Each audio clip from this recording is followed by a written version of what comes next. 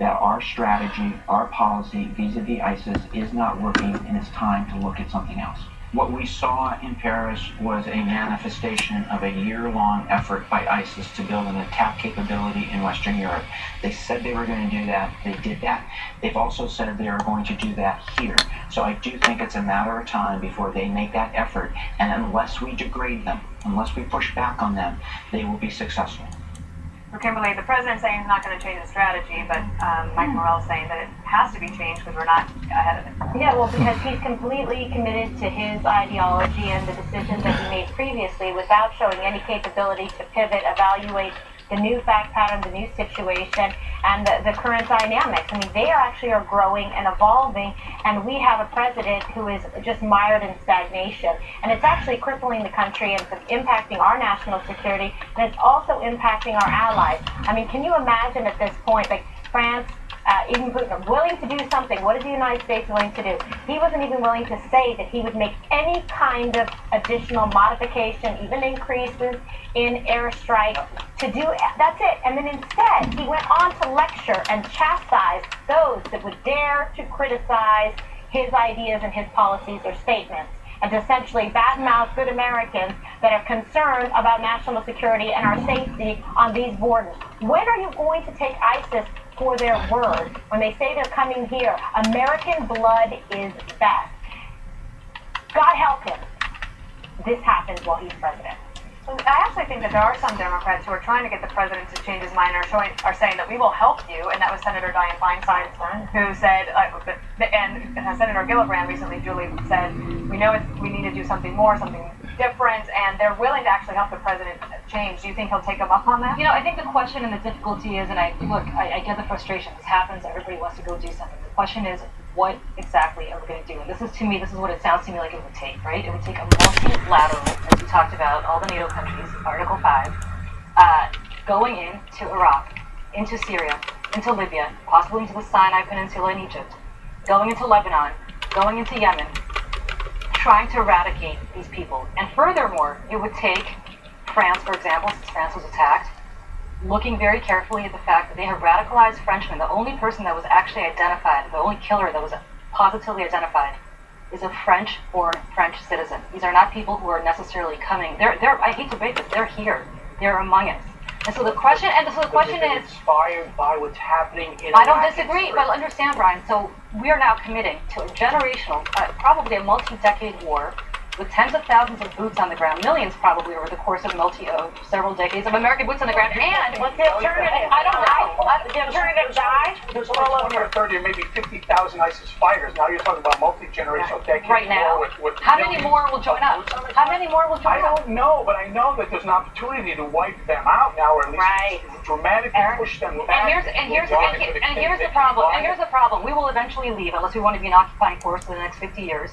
And they'll come back, and that will happen. Why say we? When you say we, wait a minute. I mean, it was we finally have a coalition. What I think is hysterical is that we act like we're making the decisions. We're responding to a threat against us. Yeah. We could decide to ignore that threat, and next thing you know, every other block is going to be blowing up. So if we pull back, nothing would happen. I know that. So I ask you this. How successful was the surge? There was not one person in 2012 who ran for president or was supporting a candidate for president that thought that Iraq wasn't a success story.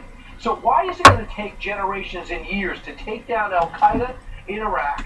Why did it take forever there? And why is it going to take generations and decades to take these guys out again? Especially if the French are committed on the ground. Especially if the British are committed on the ground. Especially if Jordan and Egypt can play a role.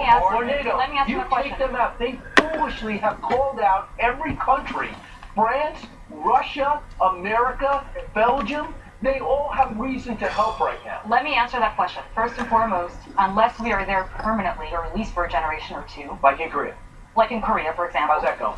That's my point. Pretty good. Well, are we going to commit to doing that? I'm not suggesting we not do it. All I'm suggesting is... What's the alternative? Well, Kimberly, that's great, but all I'm suggesting is that let's put it on the table. If that's what it will take, that's the conversation we need to have. We can't just keep saying we need to do something. But we already decided that. We already said what we needed to do. We already know that it's imperative. Listen to all the intelligence officials. So nothing is to act like a lamb to slaughter. Kimberly, I don't disagree, but I'm proud to to hear that this is affecting so many people, and that they are Americans. It's about time.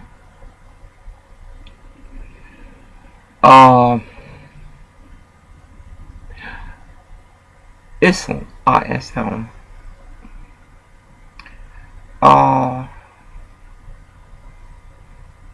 is international.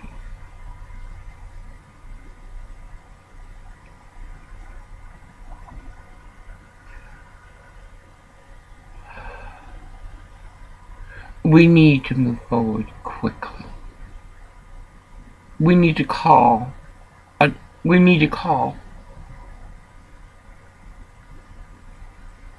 daughters and sons to come and help save their world. They must be eradicated. Just like the bullshit of Mexico and South America, they must be eradicated. I heard from Terry Law or something advocacy, where someone from El Salvador, somewhere, one of those countries, the woman was being beat, and she needed to get out, her and her daughter. Well, I'm sorry. I'm really sorry. It breaks my heart. And then see what Islam does to little girls. We prefer death.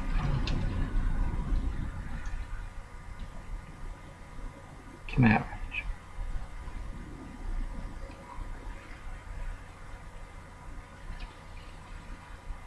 There's nothing I can do about it.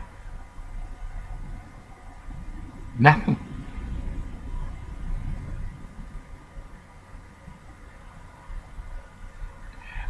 We have that in our country. I want you to say.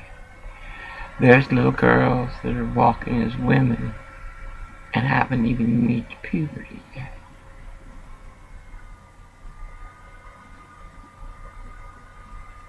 There are little girls that are taken and making a while in the news and then it's all forgotten.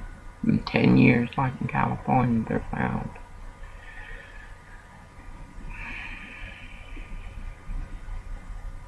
Americans,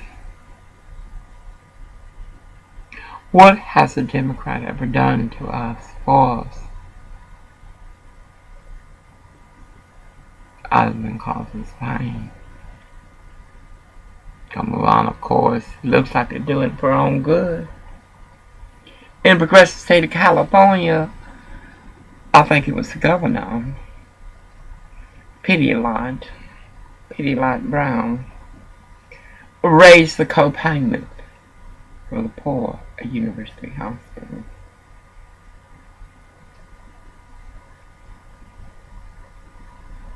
Then Eric Garcetti raised it there on TriMed. And then their bus drivers, oh my God. I refuse to ride a bus, so God, I'd rather walk 100 miles than to ride a bus.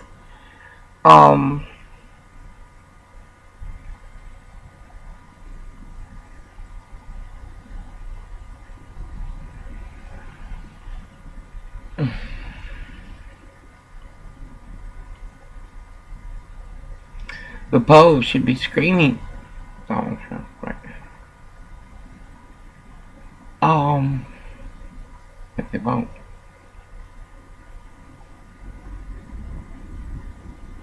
Because there's something wrong with Americans. It's like that woman we ran into, and that it was like a friend, and the woman I allowed Gracia to run free on the beach. I know I shouldn't, but I just a little bit.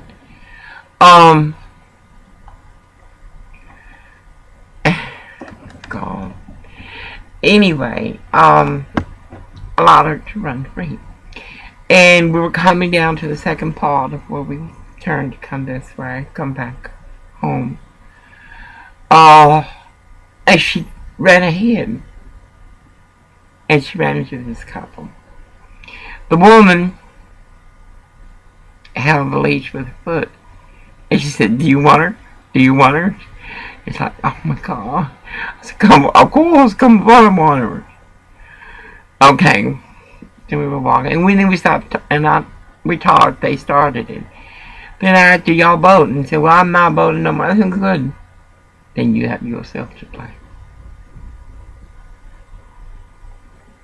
And like I said, I got loose again, and she got loose about 4 times. She's very independent. And each time this woman would step on the thing and say, "Do you want her? Do you want her?" Oh my God. And I excused myself and we came back. That's where y'all are. You don't want to do nothing. And that's when you should be doing something. We have a very good opportunity in Donald Trump. Very good. That the media is the way it is because it's always been that way. Those with the power control it. Anyway, I began to make supper. I'm stunned by that black woman. Because she's nasty enough to come and ask and try to greet me or whatever. I'm going to ask her, why was my husband running away from you and telling you to get away? Why do you take your breaks in one door and go in a door that's supposed to be locked? Who's letting you in? Well, Orville is working with the crab. This shit is nasty. I'm nasty, you gonna get the fuck away from me. And it's like these two over here. Miss A.M. Bud Light. Where's the Corona? Anyway, asking, is there anything I can help you? Excuse me? In what way? With a distributor cap? No, Gomer's gonna put that right. What other way? Oh, yeah, tell your black friends to leave Orville alone when he's working. Oh, she gonna find herself with sexual harassment. And tell her friends to. That's what I should have said. I am so tired of this shit. It is unbelievable. But it is what it is. And then Native American children. And you can hear everything. It is what it is. In grace of God be blessed. And amen to the men. I'm not well, but I keep hearing all this. Be a mistake to send U.S. troops into a war to the side. It is time. The time is now. Troops into Syria. What happens when there is a terrorist attack generated from Yemen? Do we then send more troops into there, or Libya, perhaps?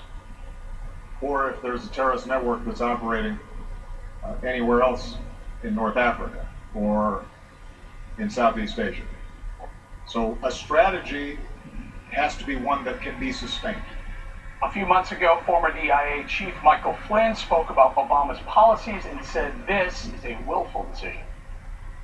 You are basically saying that even in government at the time, you knew those groups were around, you saw this analysis, and you were arguing against it, but who wasn't listening? I think the administration. The administration turned a blind eye to your analysis. I don't know if they turned a blind eye. I think there was a decision. I think it was a willful decision. A willful decision to go support an insurgency that had Salafist, Al-Qaeda, and a willful decision to do what they're doing, which you have to really ask the president, what is it that he actually is doing with the policy that is in place, because it is very, very confusing. So, Dan, can I talk to you a little about that press conference today? The questions asked by a lot of liberal media types, they weren't happy with President Obama. Well, they were asking him tough questions, which is what you would expect in a press conference. And I think the president. I don't feel good. Let me go ahead and start supper. I gotta be over there. Even though the black woman stays the latest.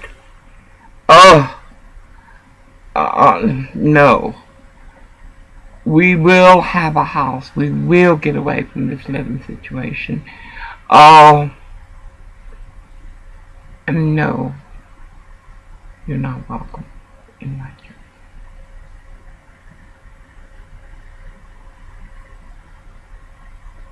You're not welcome. In grace be blessed. Amen.